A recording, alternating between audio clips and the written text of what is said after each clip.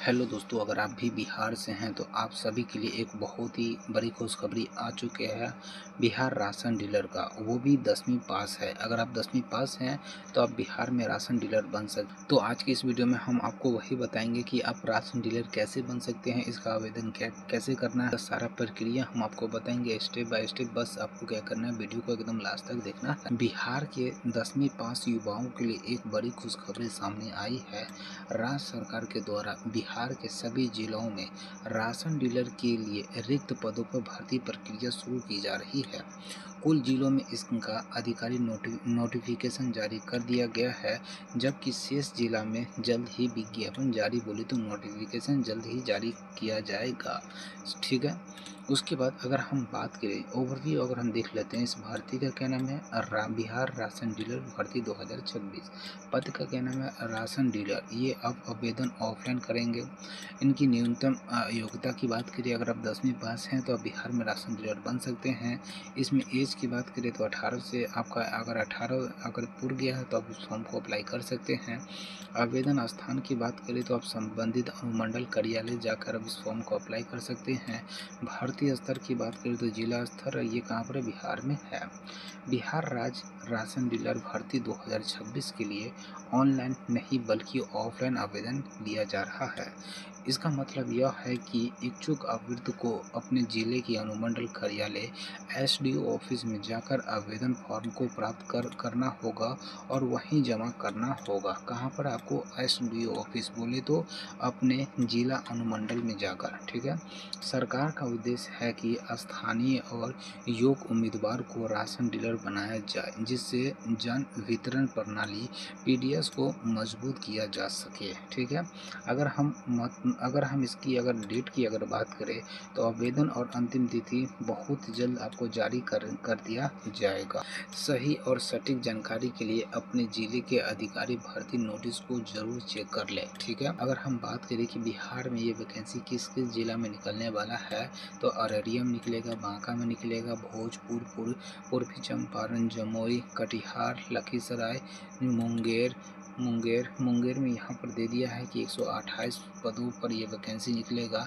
ठीक है। वही अगर नवादा की बात करें तो यहाँ पर भी बता दिया गया है 15 पोस्ट पर। रोहतास में अभी नहीं बताया है। सारण, सीतामढ़ी, वैशाली, अरवल, बेगूसराय, बक्सर, गया में भी बता दिया है कि 29 को पोस्ट पर ये वैकेंसी आएगा। जहानाबाद, ठीक है, बहुत जल्द आपको सूचित किया जाएगा। खगड़िया, मुजफ्फरपुर, मधेपुरा, पटना, सहरसा, शिवहर में 28 को पद पर। ठीक है। उसके बाद सीवान, पश्चिम चंपारण, औरंगाबाद, भागलपुर, दरभंगा, गोपालगंज में भी आपको 48 को पोस्ट है। कैमूर में 44 को पोस्ट है। किशनगंज में बहुत जल्द, मधुबनी में 196 को पोस्ट है। ठीक है। नवादा, पूर्णिया में 386 पोस्ट है। समस्तीपुर की पूर्णिया में तो यहाँ आवेदन की जो तिथि 9 तारीख से स्टार्ट है और इसकी जो लास्ट डेट है वो 6 तारीख को है। समस्तीपुर में अभी नहीं बताया है। शेखपुरा में आपको दे चुका है, 112 को पोस्ट है। ठीक है। उस पर सुपौल में भी है। ठीक है। तो काफ़ी अच्छा ये वैकेंसी है, तो जिस भी जिला से आप हैं तो आप देख लीजिए। उसके बाद अगर हम इसमें क्वालिफिकेशन की बात करें तो उम्मीदवार एक 10वीं पास होना चाहिए, उनको कंप्यूटर का सामान्य ज्ञान होना चाहिए और स्थानीय निवासी होना आवश्यक है। यहाँ एज की बात करें तो 18 साल, अगर आप 18 साल के हैं तो इस फॉर्म को अप्लाई कर सकते हैं। किन्हें मिलेगी प्राथमिकता, देखिए बिहार सरकार के द्वारा कुछ वर्गों को प्राथमिकता दी जाती है, जैसे स्वयं सहायता समूह एसएचजी, महिला सहयोग समितियां, पूर्व सैनिक की समितियां, शिक्षक, बेरोजगार युवक या युवतियां, संबंधित पंचायत या नगर के स्थानीय निवासी। इन वर्गों को उम्मीदवारों का चयन में संभावना अधिक रहती है कि इनका पहले सिलेक्शन हो जाए। ठीक है। उसके बाद कौन नहीं कर सकता इसका आवेदन, देखिए एक ही परिवार के एक साथ नहीं कर सकते। मतलब अगर आप एक परिवार में अगर एक डीलर हैं तो अब दोबारा नहीं, मतलब उस परिवार के दूसरा बंदा नहीं बन सकता है। पंचायत प्रतिनिधि, बोले तो मुखिया, वार्ड सदस्य, सरपंच, विधायक नहीं बन सकते हैं। आटा चक्की के मालिक या उनके करीबी रिश्तेदार भी नहीं बन सकता है। उसके बाद दिवालिया या अपराधी मामले में दोषित व्यक्ति भी नहीं बन सकता है। पहले से सरकारी सेवा में कार्यरत व्यक्ति भी नहीं बन सकता है। उसके बाद जब आप इस फॉर्म को अप्लाई कीजिएगा तो क्या क्या डॉक्यूमेंट आपको तैयार रखना है, तो आपके पास आधार कार्ड होना चाहिए, बैंक पासबुक, निवास प्रमाण पत्र, आय प्रमाण पत्र, जाति प्रमाण पत्र और पुलिस चरित्र प्रमाण पत्र भी आपके पास होना चाहिए।